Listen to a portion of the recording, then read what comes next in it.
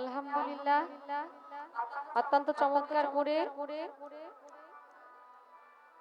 গান রাখলেন, কথা রাখলেন, ভালো লাগলো।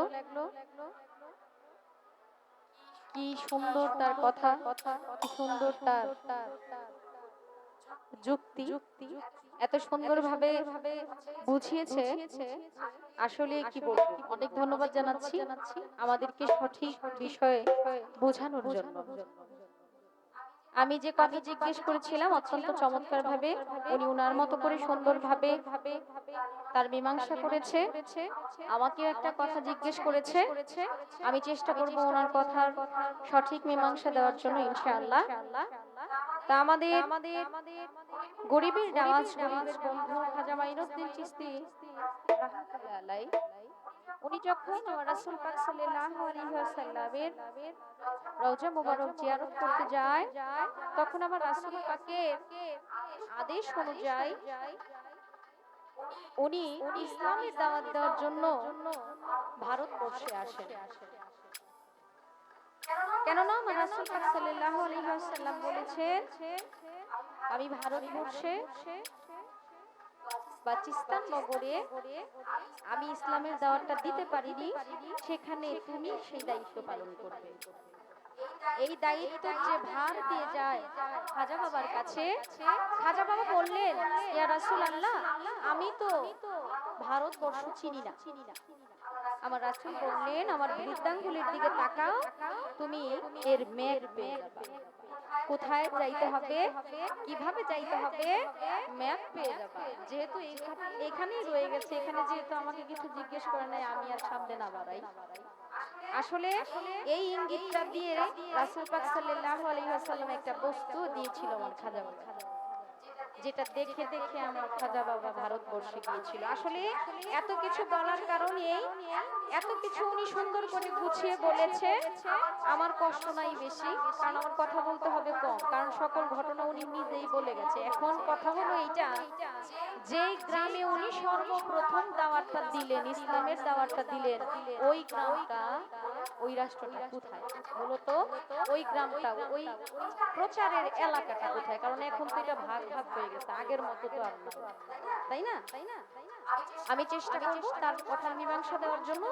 এই জায়গা থেকে একদম যে জায়গায় আমাকে প্রশ্নটা উনি রেখেছেন, সেই জায়গা থেকে আমার একটা গান স্মরণ হয়ে গেছে, গানের মাঝখানে তার জবাব দেবেন।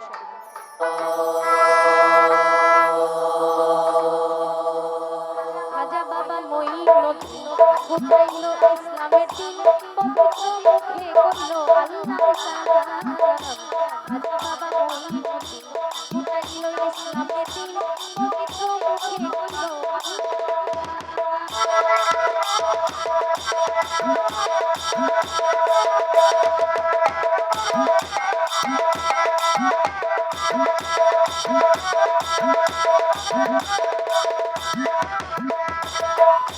নবীজির আদেশ পাইয়া ভারতবর্ষে যান চলিয়া, নবীজির আদেশ পাইয়া ভারতবর্ষে যান চলিয়া, উড়াইলেন খাজা বাবা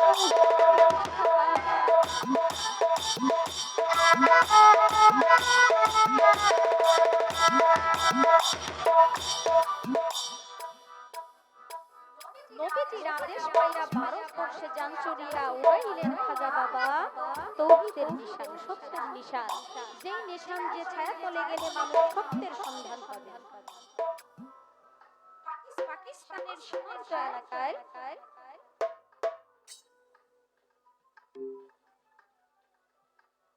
এটা অবস্থিত। এই গ্রাম,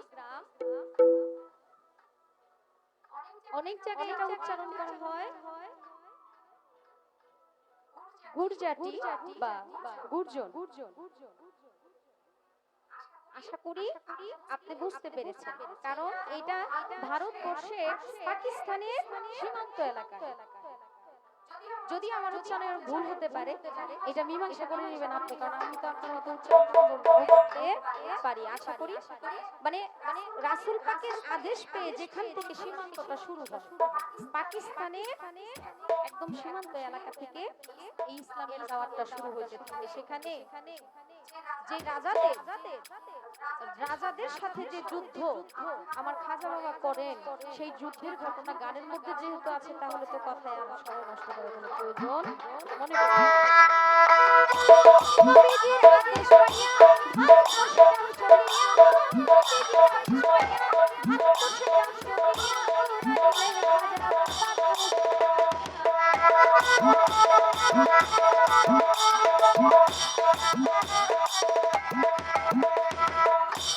নবীজির আদেশ পাইয়া ভারত বর্ষে যান চলিয়া, উড়াইলেন খাজা বাবা